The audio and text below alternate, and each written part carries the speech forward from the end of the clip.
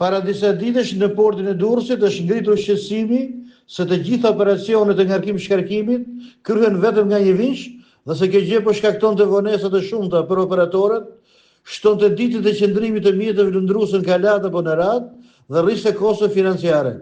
Por ndërkohë një denonsim tjetër është bërë i ditur publikisht nga punonjësit e terminalit, të cilët kanë shprehur pakësi të shumta lidhur me trajtimin financiar, pasi megjithëse janë i vetmi sektor që mbledh të ardhurat konsiderueshme për autoritetin portuar të Durrësit, ata akuzojnë se po diskriminohen në pagesa shpërbime, ndërkohë që krejt e kundërta ndodh me administratën e portit. Drejtoria e autoritetit portuar në muajin qershor ka ndarë shpërbime për të gjithë punonjësit, duke përfshirë dhe vetveten, por nuk i përfshirë punonjësit e terminalit të kontenjereve, të cilët punojnë 24 orë pa ndërprerje dhe në kushte të vështira atmosferike, theksonin ata.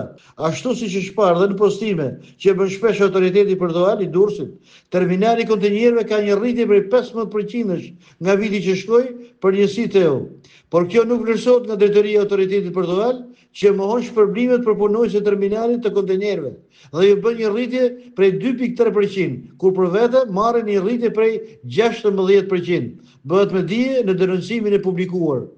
Kur terminali theksohet, akumulon rreth 60% të të ardhurat të portit. Ndërkohë, në të njëjtën kohë, theksohet se ky trajtim me dy standarde nga ana drejtorisë mund të çojë në ndërprerje të punës këtë javë. Sipas sindikalistëve, mosvlerësimi i punonjësve të terminalit të kontejnerëve, si dhe sjellja e drejtorisë me dy standarde, e ka çuar në situatë të pakëndshme për punonjësit. Sipas sindikalistëve, mosvlerësimi i punonjësve të terminalit të kontejnerëve, si dhe sjellja e drejtorisë me dy standarde, ka çuar një situatë të pakëndshme për punonjësit. Kjo do të çojë edhe në ndërprerje të punës gjatë javës në formë proteste, duke përshkallëzuar më pas për grevë.